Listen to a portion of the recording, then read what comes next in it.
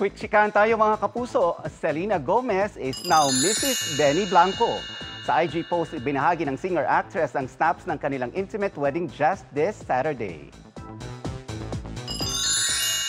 May upcoming projects sina sparkle artist Sanya Lopez at award-winning actor Elijah Canlas. Sa post ng GMA Pictures, nakasulat ang caption na "We're seated" at hashtag na "coming soon". Aminado naman si Allen Ansay na excited at kabado siya para sa Huwag Kang Titingin. First movie niya raw ito at markado pa ang kanyang role sa naturang horror film.